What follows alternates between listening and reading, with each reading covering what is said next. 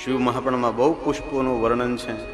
પારિજાતથી લઈને, ચમેલીથી લઈને, ઝેરીલા પુષ્પોથી લઈને, જંગલના વનના પુષ્પોથી લઈને, જુહીથી લઈને દરેક પુષ્પો શંકર ભગવાનને ચડાવી શકાય છે. અને આપ સૌ જાણો છો તે રીતે મારા મહાદેવને પુષ્પોનો શણગાર શોભે છે.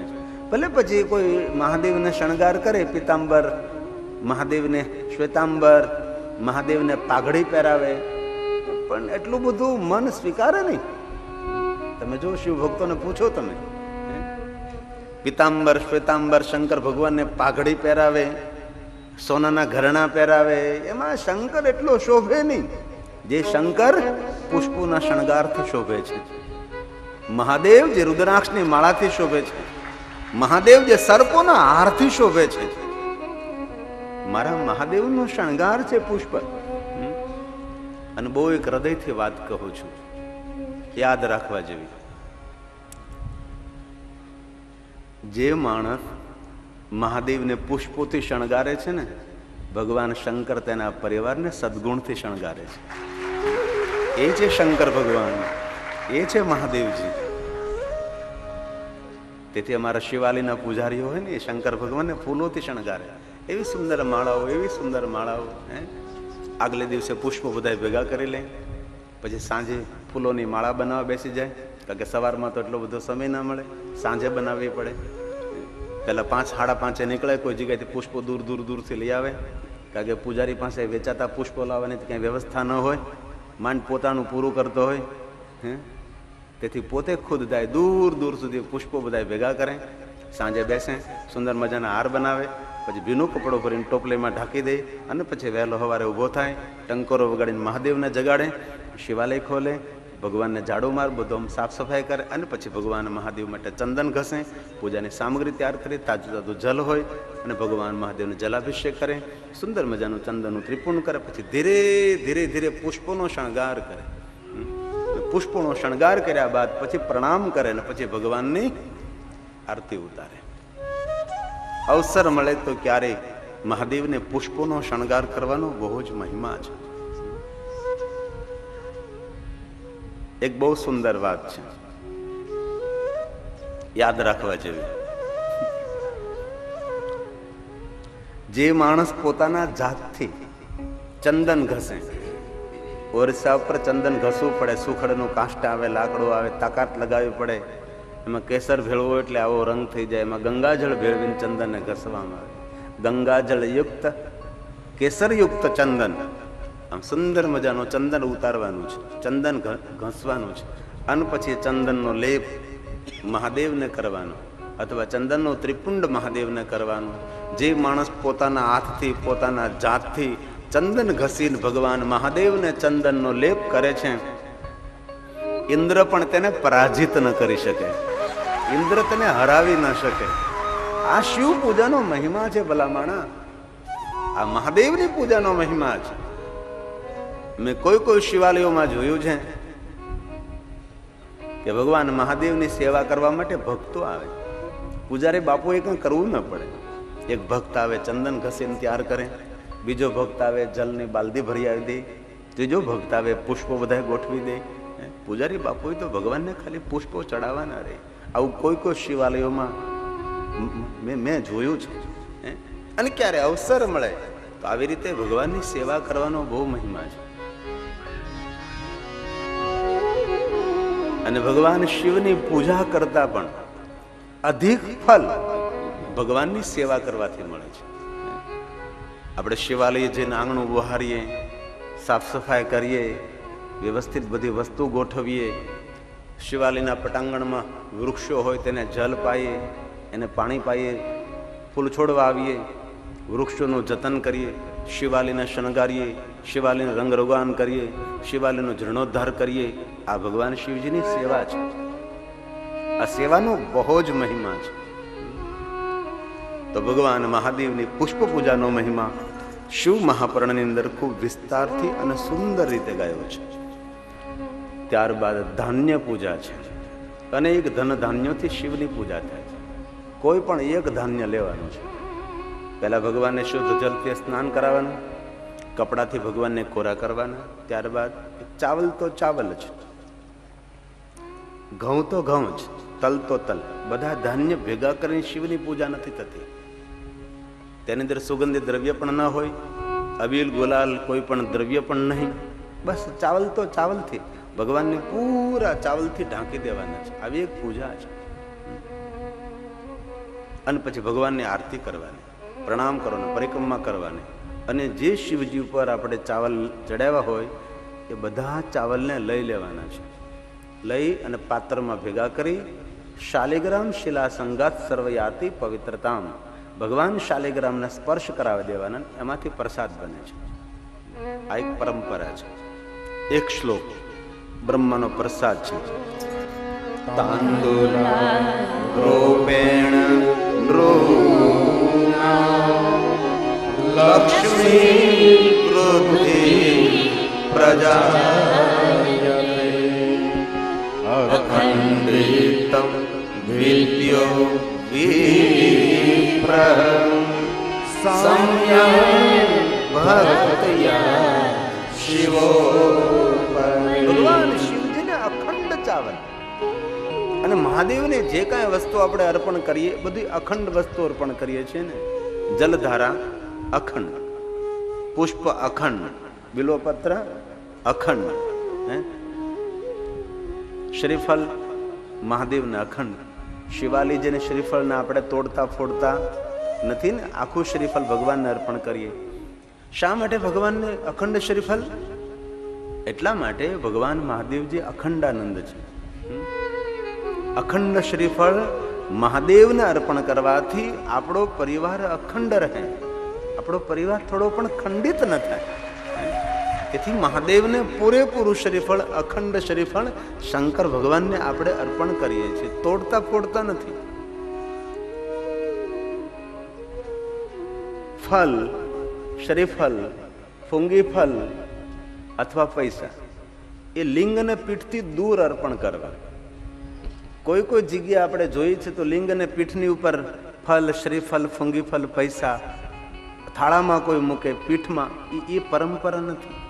લિંગ અને પીઠથી વસ્તુ અર્પણ કરવાનો મહિમા છે. કારણ કે લિંગ અને પીઠને સ્પર્શ થયા બાદ એ કોઈ લઈ શકતું નથી. એ તપોધન બ્રાહ્મણોનો અધિકાર છે. અથવા ગિરી, પુરી, ભારતી, વન, અરણ્ય, તીરથ, સાગર, સરસ્વતી, એ 10 નામાની નમો નમઃ 10 નામનો અધિકાર છે. તેથી જે કંઈ આપ લઈ જાઓ એ લિંગ અને પીઠથી દૂર અર્પણ કરો. કોઈ કોઈ જગ્યાએ આપણે જોતા હોઈએ છીએ કે માણસને ખબર ન હોય તો શ્રીફળ પીઠ ઉપર મૂકે, ન મૂકાય. ફૂંગીફળ પીઠ ઉપર મૂકે, ન મૂકાય. કોઈ કોઈ જગ્યાએ તો દીવો પીઠ ઉપર મૂકે, અરે ન મૂકાય. એ તો સાક્ષાત ભવાની છે, જગદંબાનું સ્વરૂપ છે. ટેકો પણ ન દેવાય તેના પર, તેને પગ પણ સ્પર્શ ન થાય, એની પણ કાળજી રાખવી પડે છે. શિવ અને શક્તિની પૂજા લિંગ અને પીઠની પૂજા છે. તો દીપ, ફલ, ફૂંગીફળ એટલે સોપારી, એ બધું દૂર રાખવું. આ રીતે ભગવાન શિવની પૂજાનો એક અનેરો મહિમા છે.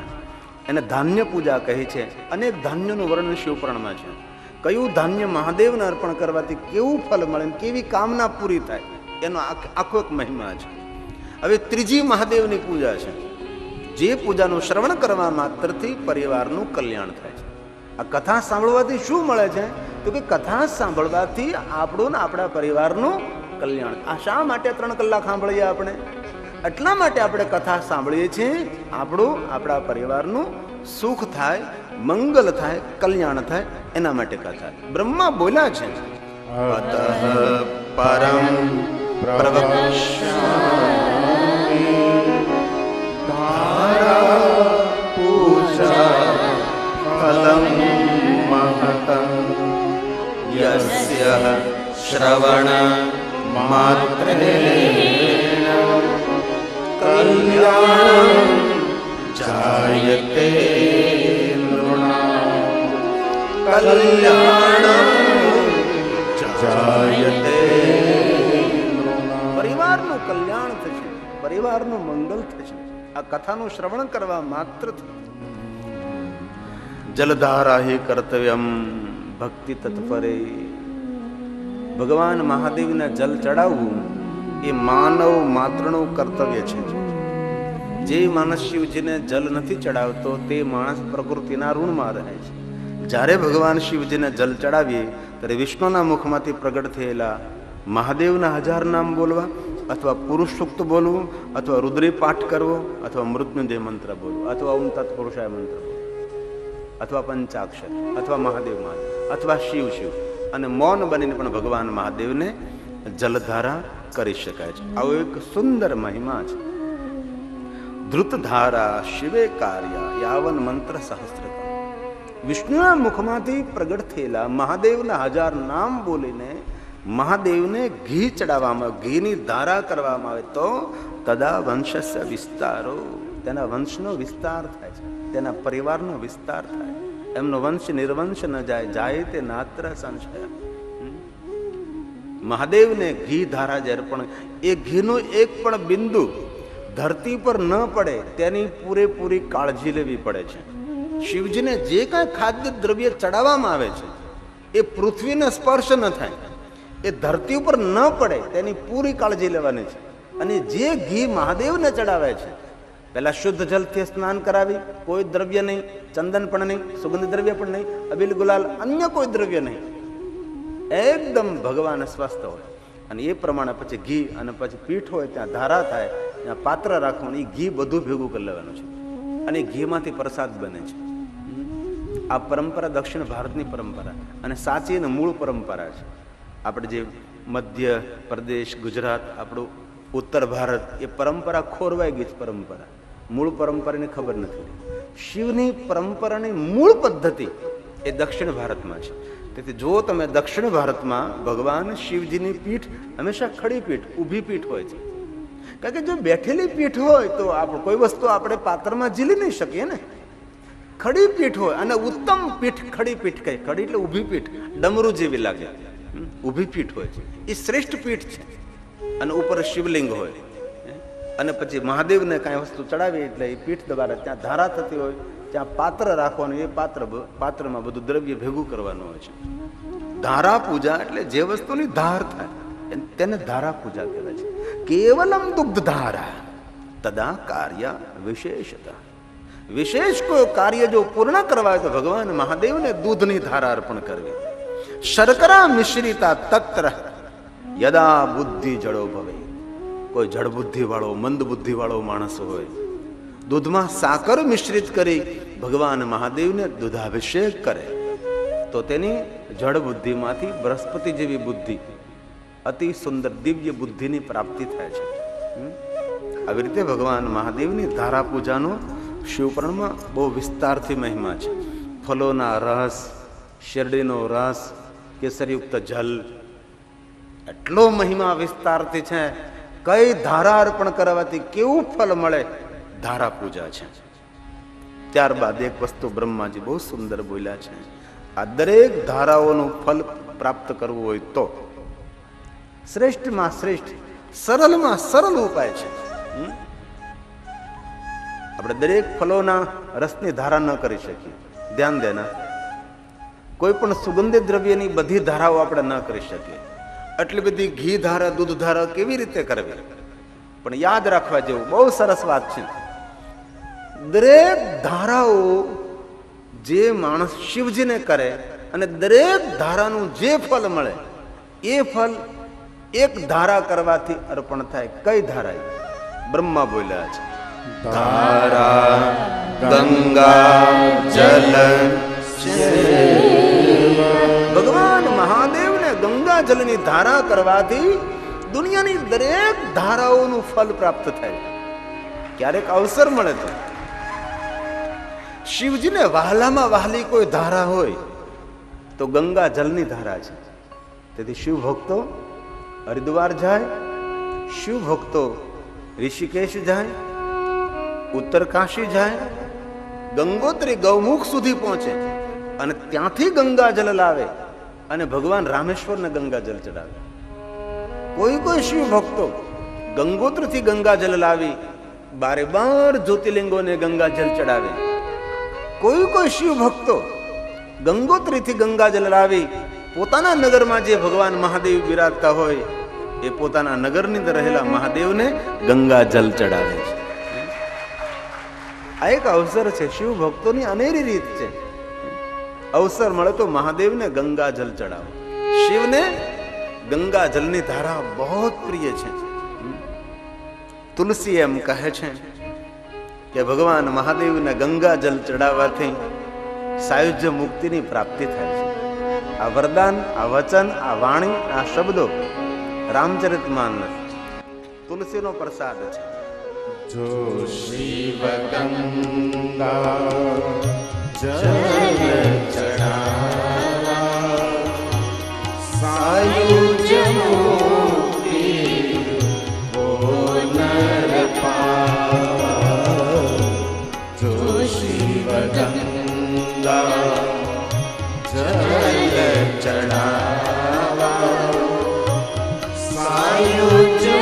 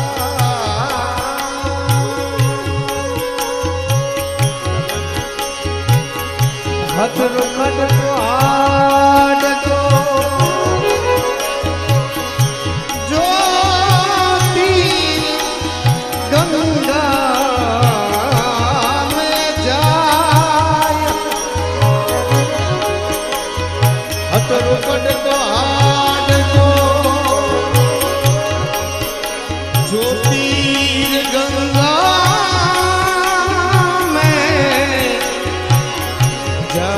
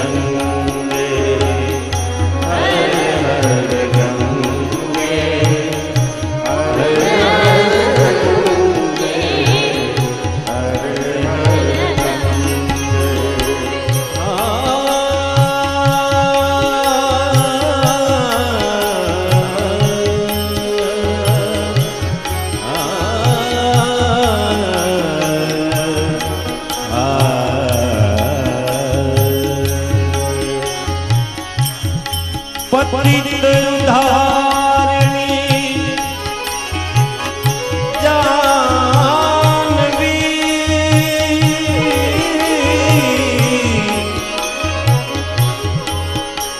પતિત ઉદ્ધારણ જાહ્નવી ગંગે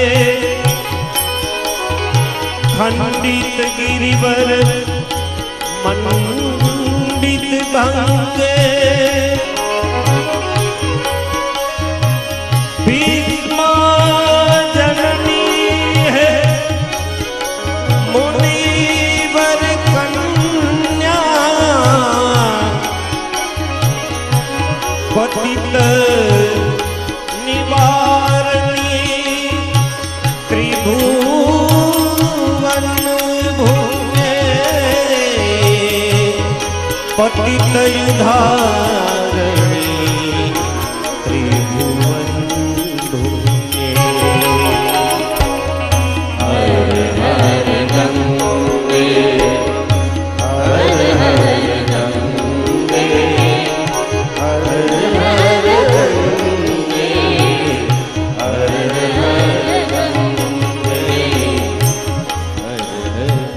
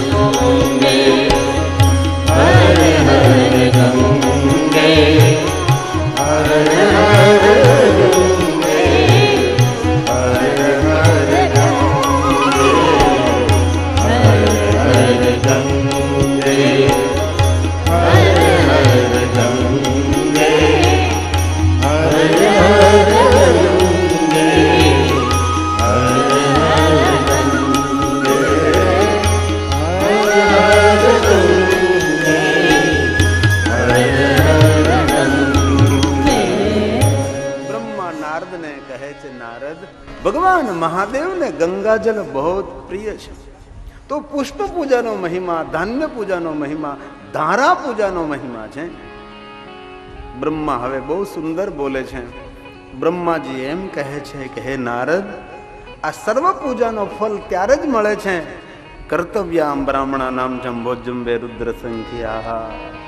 આ શિવ પૂજાનું ફલ ત્યારે મળે છે જ્યારે આપણે 11 બ્રાહ્મણોને ભોજન કરાવીએ છીએ. રુદ્ર સંખ્યા એટલે 11 બ્રાહ્મણો. કોઈ પણ મહાદેવની પૂજા કરવામાં આવે એ શિવ પૂજા બાદ બ્રાહ્મણોને ભોજન કરાવવાનું હોય છે. કેટલા બ્રાહ્મણો? 11 બ્રાહ્મણો. તો સર્વ પૂજાઓનું ફલ પ્રાપ્ત થાય ને કહ્યું સર્વ કામ હિતાવય, તેની દરેક કામનાઓની પૂર્તિ થાય છે. શિવ પૂજા બાદ બ્રહ્મ ભોજન હોય છે, બટુક ભોજન હોય, બાલિકા ભોજન હોય, સંત ભોજન, સાધુ ભોજન હોય છે. કોઈ પણ યજ્ઞ, કથા, પૂજા, અર્ચન, અંતે તો ભોજનનો ખૂબ મહિમા છે. ભોજનનો બહુ જ મહિમા છે. પહેલા પણ કહ્યું તો ફરી વાર કહું છું કે જે માણસને જમાડતા આવડી જાય એમના આંગણે જમ ન આવે. અને કહેતા ખૂબ આનંદ થાય છે. આટલી દિવ્ય કથાનું આયોજન, આટલી મોટી સંખ્યામાં ભાઈઓ બહેનો કથાનું શ્રવણ કરે છે. પણ રાવ સાહેબથી લઈને સંજયભાઈથી લઈ અમારા રાજભાથી લઈને આપ સૌની કાર્યકુશળતા, અમારો ગોસ્વામી સંજયથી લઈને રાજુભાઈથી લઈને આપ સૌની પૂરેપૂરી કાર્યકુશળતાને કારણે પહેલે દિવસેથી ભોજન પ્રસાદની વ્યવસ્થા થઈ ગઈ છે. ઘણી વાર તો પહેલેથી પ્લાનિંગ હોય તો જરૂર થઈ શકે, પણ કોઈ ભોજનનું પ્લાનિંગ ન હોય ને ઊભું કરવું તાત્કાલ, એ તો હિંમતવાળા માણસો એ કરી શકે છે.